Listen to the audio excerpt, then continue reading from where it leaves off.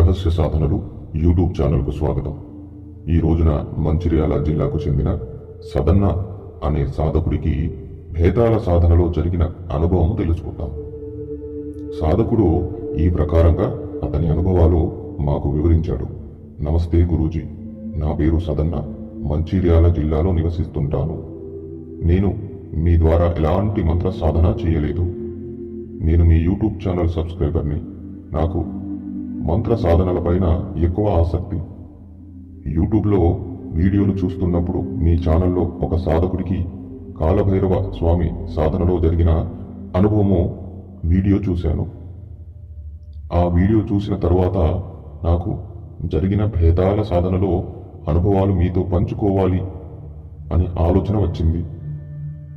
నేను వృత్తిపరంగా ప్రస్తుతము ఒక ఫైనాన్స్ ఆఫీసులో చిన్న జాబు చేసుకుంటున్నాను. పూర్వం నేను కొన్ని మంత్ర సాధనలు మా గురువు గారి ద్వారా చేయడం జరిగింది. మా గురువు మందమర్రి అనే గ్రామంలో ఉండేవారు. ప్రస్తుతము మా గురువు కాలం చేశారు. నాకు భేదాల సాధనలో జరిగిన అనుభవాలు మీకు తెలియజేస్తున్నాను. మా గురువు గారు గ్రహణ సమయంలో నాకు మంత్రాన్ని జపం చేయమని పేపరులో రాసి ఇచ్చారు. గ్రహణ సమయంలో బీడు భూమిలో నల్ల పంచ కట్టుకొని నల్ల గొంగలి ఆసనము దక్షిణం దిశ వైపున పరుచుకొని కూర్చొని జపం చేయమన్నారు. గురువుగారు మా ప్రాంతంలో గ్రహణ సమయంలో ఎవరు బయటికి వెళ్లరు. అది కాస్త నాకు కలిసి వచ్చింది. మా ఇంటి నుండి కాస్త దూరంలో గంగానది ప్రవహిస్తుంది.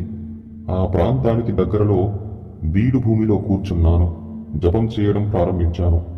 దాదాపు అరగంట దాటింది. అనుభవాలు ఏమీ జరగడం లేదు అని ఆలోచిస్తూ జపం చేశాను. అకస్మాత్తుగా జపమాల ఒక్కసారిగా ఎవరో లాగినట్టు అనిపించింది. నా భ్రమ అనుకున్నాను. మళ్ళీ కాసేపటికి ఎవరో నా వెనకాల కూర్చున్నట్లు నాకు అనుభూతి కలిగింది. ఒళ్ళు జలకరించింది. భయం కూడా వేసింది. మా గురువుగారు ఒక్కటే చెప్పారు, ఏమైనా నువ్వు జపం మధ్యలో ఆపకూడదని. ఆ విషయము గుర్తుకు వచ్చి జపాన్ని కొనసాగించాను. మళ్ళీ ఒక్కసారిగా దూరంగా ఉన్న నదిలో ఎవరో రాళ్లు విసురుతున్నట్లు శబ్దాలు వినిపించడం మొదలైంది. ఆ సమయంలో గుండె వేగంగా కొట్టుకోవడం జరిగింది. భయంతో శరీరం మొత్తం చెమటలు పట్టాయి. ఏమైనా పర్వాలేదు అని తెగించి కళ్ళు మూసుకొని జపం చేశాను. కొద్దిసేపటికి కళ్ళు తెరిచి చుట్టూరు చూసుకుని మళ్లీ జపం చేయడము జరిగింది. నాకు ఎదురుగా కాస్త దూరంలో ఒక పెద్ద దేహం ఉన్న మనిషిలా కనిపించాడు. అతను దూరం నుంచి నా వైపున నడుచుకుంటూ వస్తున్నాడు. అప్పుడు అది భ్రమ లేక నిజమా నాకు అర్థం కాలేదు. ధైర్యంగా జపం చేశాను. గ్రహణ కాలం మొత్తం జపం ముగించుకొని ఇంటికి వెళ్ళాను. ఆ రోజు రాత్రి ఇంట్లో ఒక రకమైన బట్టలు కాలే వాసన వచ్చింది. సరిగ్గా నిద్ర పట్టలేదు. తెల్లవారుజామున 4 గంటలకు నిద్ర వచ్చింది. నిద్రలో ఒక భయానక దృశ్యం కలలో కనిపించింది. గురువుగారు క్రూరాతి క్రూరమైన అతి భయంకరమైన ఒక వ్యక్తి ఒళ్లంతా వెంట్రుకలతో గుడ్డేనుగు పోలికతో నల్లగా ఉన్నాడు. అతని కన్నులు ఎర్రగా ఉన్నాయి. అతను నన్ను చూస్తూ ఒక శవాన్ని పీక్కొని తింటున్నాడు. ఆ దృశ్యం నాకు స్వప్నంలో కనిపించింది. అది చూడగానే ఒక్కసారిగా ఏడుస్తూ అరుస్తూ లేచాను. నా అరుపులకు మా అమ్మగారు లేచారు. పీడకల పడిందమ్మా అని చెప్పాను. నేను భేదాల సాధన చేసిన విషయము మా అమ్మకి తెలియదు. మాది పల్లెటూరు గనక ఇలాంటి సాధనలు చేస్తే ఊర్లో తప్పుగా అనుకుంటారు అని మా అమ్మ చెప్తూ ఉంటుంది. కానీ నాకు సాధనలపై ఆసక్తి ఉండటం వలన చాలా గురువులను కలుస్తూ ఉండేవాడిని. దాదాపు అందరూ నన్ను డబ్బుల పరంగా మోసం చేసిన వారే, సమయాన్ని వృధా చేసిన వారే. అందరిలో నాకు భేదాల సాధన ఇచ్చిన గురువు గారే సరైన వారు అనిపించేది. ఆ రోజు భయానక కలపడిన తరువాత నిద్ర పట్టలేదు. ఉదయం అవ్వగానే మా గురువు గారితో జరిగిన అనుభవాలు చెప్పాలి ఆయనను కలిసి అనుకున్నాను. ఉదయం 10 గంటల వరకు 8 కిలోమీటర్లలో దూరంలో ఉన్న మా గురువు ఇంటికి వెళ్ళాను. మా గురువు గారి భార్య గురుమాత గారు ఈ విధంగా చెప్పారు, మీ గురువు గారు చుట్టాల ఇంటికి వెళ్ళారు, రావడానికి 2-3 రోజులు పడుతుంది అని గురుమాత చెప్పారు. అలాగే మాత అని అక్కడి నుండి మా ఇంటికి బయలుదేరాను. మా అమ్మగారు కూలీ పనికి వెళ్ళిపోయింది. ఇంటి తాళం తీసి ఇంట్లోకి ప్రవేశించాను. మళ్ళీ బట్టలు కాలిన వాసన వచ్చింది. ఇంట్లో అంతా బాగానే ఉంది. ఎందుకిలా వాసన వస్తుంది అని అర్థం కాలేదు. మధ్యాహ్న సమయము అయ్యింది. అకస్మాత్తుగా ఎందుకో గాఢ నిద్ర వచ్చింది. పడుకున్నాను. నిద్రపోయిన సమయంలో జరిగిన సంఘటన నా జీవితంలో ఎప్పటికీ ఎన్నటికీ మర్చిపోలేను. అది చాలా భయానక అనుభవం గురువుగారు. గాఢ నిద్రలో ఉన్నప్పుడు కలపడింది. ఆ కలలో ఏదో మృగం లాంటి ఆకారం కలిగిన వ్యక్తి నా కాలును క్రూరాతి క్రూరంగా నమిలి తింటున్నాడు. నేను అరుస్తున్నా పట్టించుకోకుండా నా కాలు బొక్కలతో సహితం తింటున్నాడు. అది కలలా నాకు అనిపించలేదు గురువుగారు. నిజంగానే నాకు నొప్పి కలిగింది. నిద్రలోంచి లేవడానికి ప్రయత్నం చేశాను. శరీరం చాలా బరువుగా అనిపించింది. ఏదో రకంగా నిద్ర లేచాను. అదే రోజు రాత్రి మా అమ్మగారికి ఏదో భయానక కలపడి అమ్మ ఏడుస్తూ లేచింది. ఏమైంది అని అడిగాను. అప్పుడు మా అమ్మగారు ఇలా చెప్పింది. ఒక నల్లటి నక్క కలలో మా ఇంటి పెంకలు తీసి విసిరేస్తున్నట్లు, మా అమ్మపై దాడి చేయబోతున్నట్లు అనిపించింది అని చెప్పింది. నాకు క్షుణ్ణంగా అర్థమయ్యింది. నేను చేసిన మంత్రజపం వల్లే ఇదంతా జరుగుతుందని. ఎలాగైనా ఉదయం మళ్ళీ గురువుగారి ఇంటికి వెళ్ళి ఈ విషయాలు తెలియజేయాలి అనుకున్నాను.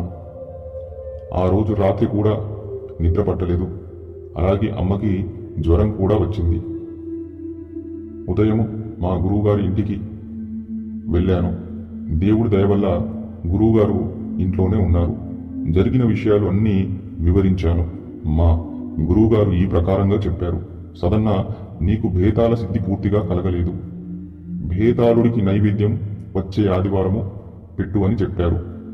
మా గురువును ఒక విషయం అడిగాను. భేతాళుడి ద్వారా భవిష్యత్తులో ఏమైనా నాకు, మా అమ్మగారికి సమస్యలు వచ్చే అవకాశాలు ఉన్నాయా అని. గురువుగారు ఒకే మాట చెప్పారు. సిద్ధి చేసుకుంటే సరిపోదు, ధైర్యంగా ఆ శక్తిని తట్టుకోగలగాలి, ఆ శక్తిని చూడగలగాలి అని. సరైన సమయానికి నైవేద్యం పెట్టాలని. అయినా నీకు ముందే చెప్పాను, ఇలాంటి విద్యలు నీవు చేయకూడదు అని. 3 నెలలు నా వెనకాల పడి బలవంతంగా ఈ మంత్రం తీసుకున్నావు అని. ఈ ప్రకారంగా మా గురువుగారు నాపై కోప్పడడం జరిగింది.